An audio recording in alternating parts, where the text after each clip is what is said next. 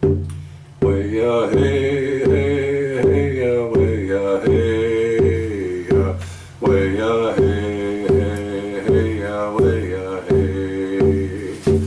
way hey, hey, way hey, Bosda, Sunley. JD. Welcome, welcome. All right. Oh, got a lot going on this week. It's been a really heavy, intense week for folks in a lot of ways, you know. So unfortunately, many people have been harmed, which is not a good thing, especially since they're different. They're being harmed because they're different from, unfortunately, the white male dominant culture, and that's sad. You know, here we are,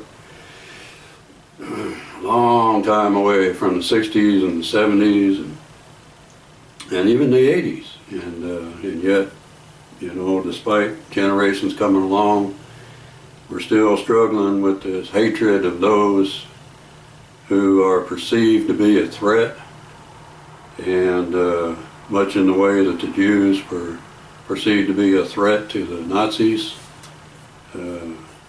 We seem to have that situation arising again with the registration or proposed registration of those who are different and in this country, and that's raising a lot of feelings in people, and so it's understandable that they'd be upset. And we respect their right to their feelings and a healthy protest against the social injustice of people being harmed for being different. That's not in the teachings of Jisa. That's not the way we were taught to live. We were taught to respect and walk with dignity, treating one another in a good way. And so I encourage people to think about that. And to help with that, I'm going to talk a little bit about sacred tree teachings, specifically about Wihi, Volition. You know, in our reading today, we're gonna get into this pretty heavy a little bit. It's a subject because you got to think about how volition sits at the center of the medicine wheel. It sits in the center of our beings at the heart. That's volition is the use of our will, what we choose and then project our will. You know, that's volition. And so we're going to get into that. In the Indian religious tradition, we understand that volition is the core of action. It's the core of projecting action. And we're going to get into that. But first, our reading from the Hebrew Bible today is going to be from Isaiah 1:16 through 20. Wash yourselves, make yourselves clean. Remove the evil of your doings from before my eyes. Cease to do evil. Learn to do good. Seek justice. Rescue the oppressed. Defend the orphan. Plead for the widow. Come now, let us argue it out, says Yahweh. Though your sins are like scarlet, they shall be like snow. Though they are red like crimson, they shall become like wool. If you are willing and obedient, you shall eat the good of the land. But if you refuse and rebel, you shall be devoured by the sword. For the mouth of Adodah has spoken. And our reading from the Gospel comes from John 2:13 through 22, which is a familiar time, and it's most commonly associated with Easter, but I felt like, in light of what we're doing here today, that it's appropriate in this context. Jesus cleanses the temple. The Passover of the Jews was near, and Jesus went up to Jerusalem. In the temple, he found people selling cattle, sheep, and doves, and the money changers seated at their tables. Making a whip of cords, he drove all of them out of the temple, both the sheep and the cattle. He also poured out the coins of the money changers and overturned their tables. He told those who were selling the doves, "Take these things out of here. Stop making my God's house a marketplace." His disciples remembered that it was written, "Zeal for your house will consume me." The Jews said to him, "What sign can you show us for doing this?" Jesus answered them, "Destroy this temple, and in 3 days I will raise it up." The Jews then said, "This temple has been under construction for 46 years, and will you raise it up in 3 days? But he was speaking of the temple of his body.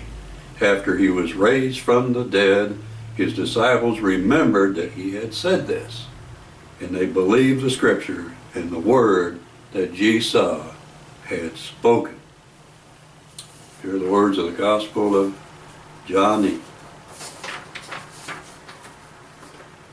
Pretty heavy, intense stuff when we look at this whole picture in the context of what's going on. And when we think about volition, we think there are 4 aspects to human nature.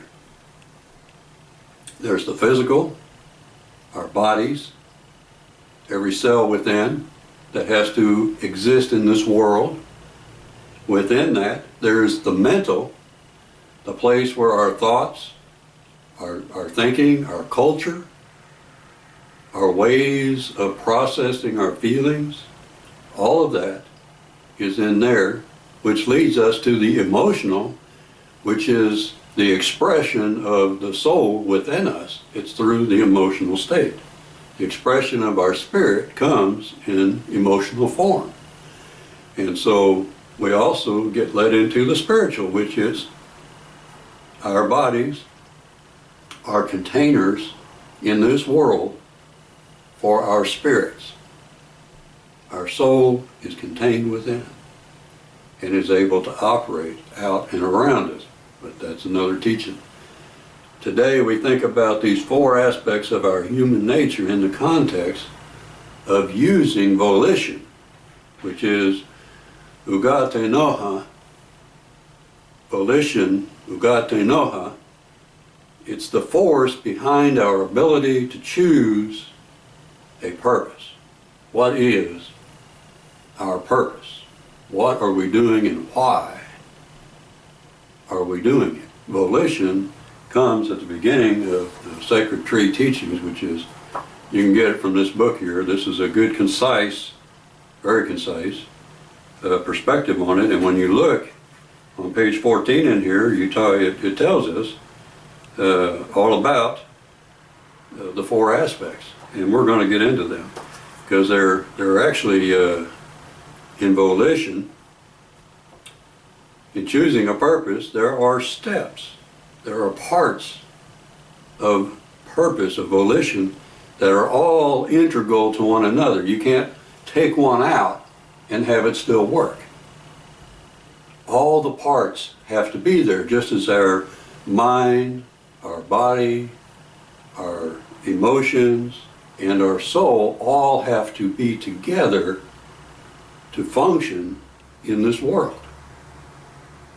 And so when we think about the volition, we think about all the parts that must go with it to make it work,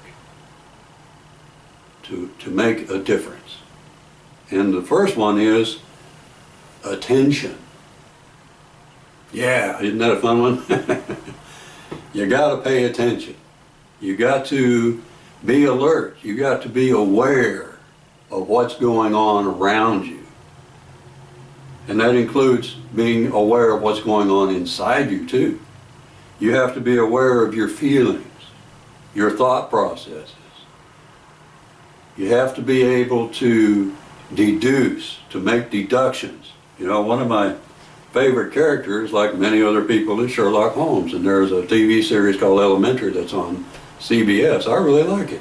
It helps us to develop our ability at deduction, being able to get all the information together, look at all the patterns and cycles of behavior, and deduce what's going on around us and within us. What is your motive? What drives you? What are the motives of others? What drives them? That is attention. Concentration is also a big part of that. Being able to focus on a subject, on a topic, that you can put it together. You can be totally engrossed in that particular subject or topic or direction that you are going or wanting to go. That's what focus is about. And in the way of thinking about attention and concentration, you also have to think about what needs are driving this, what needs need to be met. What needs do you have that you are seeking to be met, and what are the needs of others that are needing to be met? We, as human beings, never do anything without fulfilling a need, a personal need or the needs of someone else. In which case, when we are helping to meet other people's needs, we are also filling a need within us to be of service, to feel valued. We all have needs. They're good. You know, we have physical needs, we have emotional needs, we have mental needs, we have spiritual needs. They're not bad. It's how we react, how we feel those needs, that determines whether or not we are being of good service or we are being harmful to others. And that's what you want to think about. Everybody needs to feel valued. Well, who are you choosing to value you? Who is it in your life that you are seeking appreciation and support from? Are you wanting to be valued by those that the elders would look up to and be honored to be with, including Jisa? Or are you choosing to be honored and valued by bullies and oppressors? Your choice.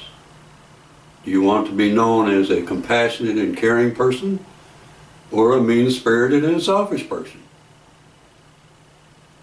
Your choice. Who you choose to value you says everything about you. Where you're coming from, what your motives are, what your agendas are, what it is that you value most. Okay, attention. Moving on to the next one is goal setting. You know, you can have a flame burning in you like a wildfire in the forest, and it ain't going to do any good if you don't have any goals. You'd just be like sitting there in a fire pit until you burn out, because you don't have any goals, any direction. So volition, the using of our will in a healthy way, requires goal. And to make a goal, you have to have objectives. And how you figure out what your goal is you think about what outcome do you want to see happen. When you fulfill your goal, how is it going to benefit you and others? What's the picture going to look like when you fulfill that goal? You have to think about that. So, the next part of this, once you've got your attention done, your concentration, you've got done your research, you got all the information, you've set your goal, initiating your action. What steps are you going to take towards fulfilling your goal? You have to think it through. You got to figure out, well, what do I need to do to meet my goal? What steps do I need to take? I mean, you can just haphazardly go out there and scream and rant and rave, and that's not going to accomplish it. I mean, you're going to feel probably better because you're getting all those feelings out. How is that going to change anything? How is that going to make a difference? You got to have an initiation of action. You got to have steps. You got to figure out, here's point A and here's point B. What do I need to do to get from A to B? Once you figure that out, then you got your plan. Perseverance. You know, a lot of good ideas come and go.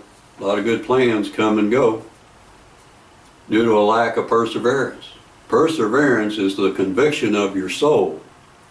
The conviction of your soul that what you have been called to do by God, what God has whispered into your heart, into your spirit, that, hey, you got to do this. Perseverance is required to see it through.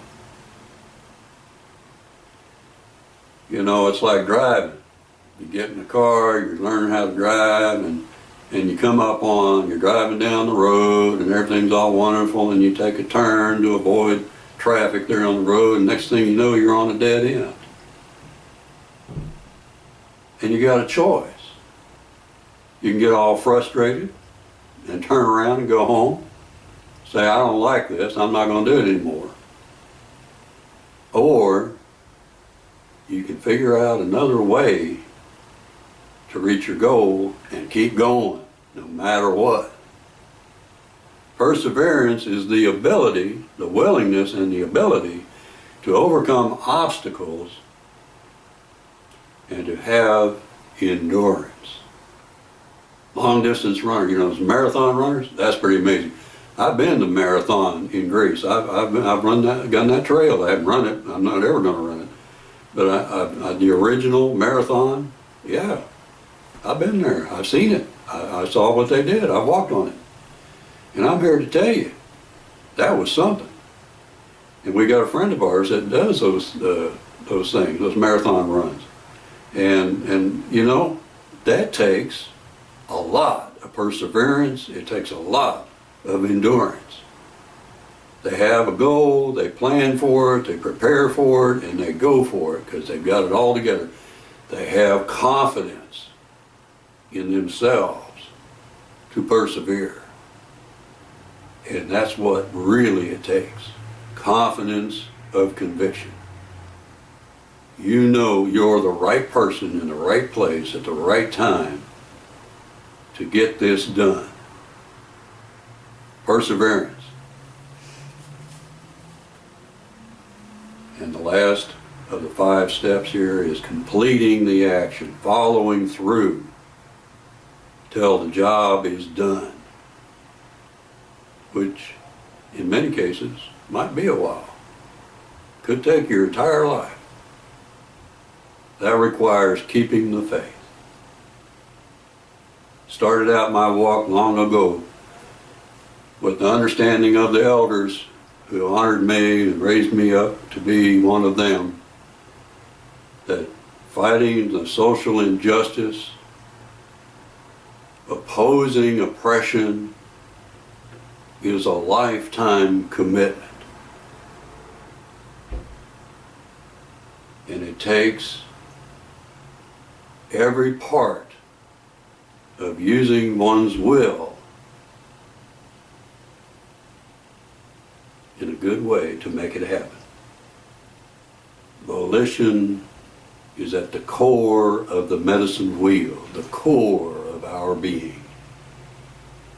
And when we set our purpose and our goal, we set our attention, our initiation of action, perseverance, we see it through, till the end, no matter what obstacles are put in our path. We've made a lot of progress in the last 40 years. And now we've run into a hard obstacle.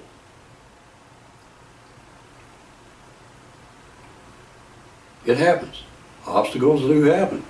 Other people's influences affect the course and direction of our plan, of our goal. And like running into that dead end with your car while you're driving down the road, you can either give up or you can find another way around and keep on going.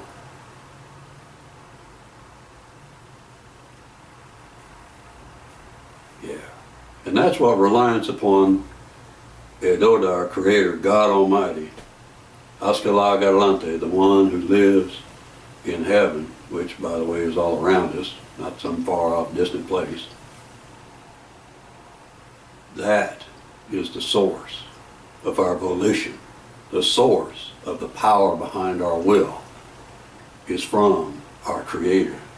If, like in Isaiah,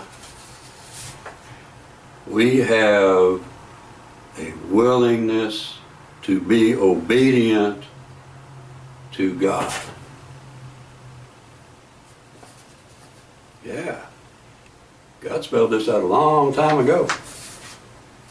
And like G saw, sometimes, and people don't want to hear this, sometimes you gotta stir things up. G saw did it in the temple. He exercised his will to challenge those who are oppressive and exploitive of the poor, of the vulnerable, of the weak, those who cannot do for themselves. He stood against the oppressors, the exploiters, with passion, with conviction, and with God backing him up. And he said, "Do like me." Most of the time, he was pretty easygoing. He liked to have fun. When he ran into that wall, he found a way to overcome it. He found an obstacle and he overcame it through volition, through perseverance, through courage, through keeping the faith. And that's what you have to do if you are to follow in his footsteps. Nobody got hurt. He didn't hurt anybody. He made did a little damage, but he didn't hurt anybody. He inconvenienced the folks, ran the cattle and the sheep off. They're going to have to go round them all up, but nobody got hurt. And that's to his credit. Nobody got hurt. It's okay to stand up and be counted in a way that does no harm. Inconvenience, that's life. Got their attention? Sure did. They're the ones who were seeking the harm. It's always the bullies, the power and greed mongers, who are the ones thinking about doing harm. It's not the passionate peace lovers who are seeking to do harm. It's the bullies, the power mongers, the greed mongers, the children of the Antichrist, who are seeking to cause the harm. They must be overcome. That's what we've been commanded to do. Yep, and it's okay to do these things from that sacred space.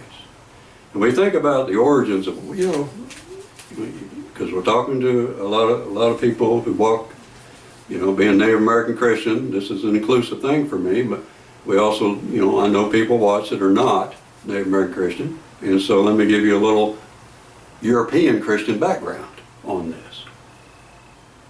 Abba, which is the ancient Hebrew word, is the act of forming a purpose, of choosing. That's the origin of this, Some call it In the New Testament, it's known as thelio, or thelo. Got it right, thelo. It's the Greek word for will. Using your will. We talk a lot about God's will, or people talk a lot about God's will.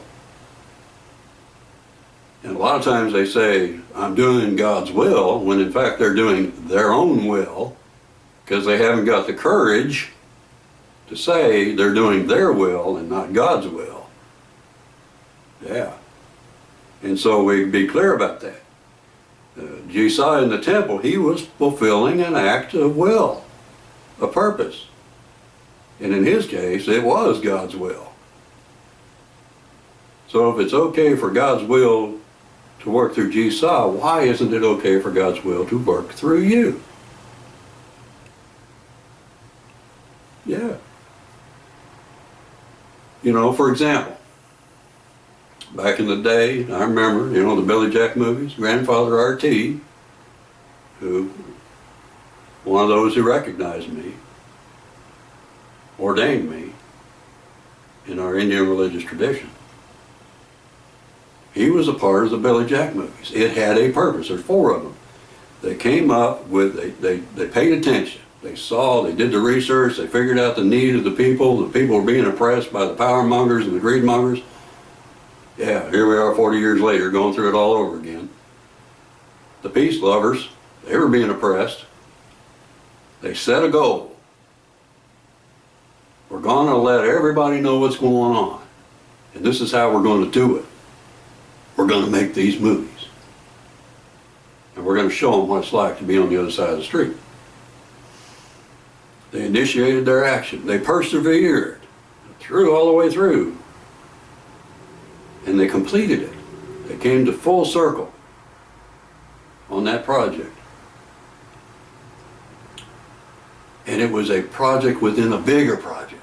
So sometimes you got to have these little projects to get to the bigger projects. Kind of like running a ministry. You got to have these little things happen along the way to keep everything moving in the long-term plan. And they did it. It was awesome. Still is awesome. They're still showing those things on TV now, this year, 2016. They're still showing those Billy Jack movies. And they were made 40 years ago. Yeah. How about that? 30 something years. More like 40, yeah. I'm just saying, when you do something and you're doing it the right way with the right intention, your volition is backing it up, bam, it's going to work. Willingness, uda, nazdi, let me say that again.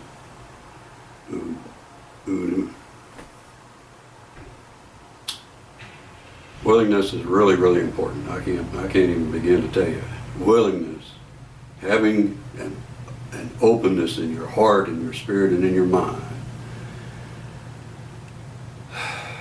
Udana izdi. You have to have that willingness to take action, to do good, and be obedient to Adoda, to God. You've got to have that willingness if you want to count yourself as a child of God.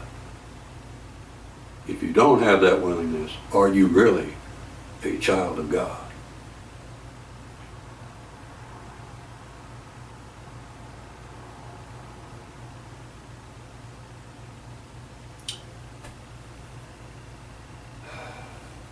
Dohi.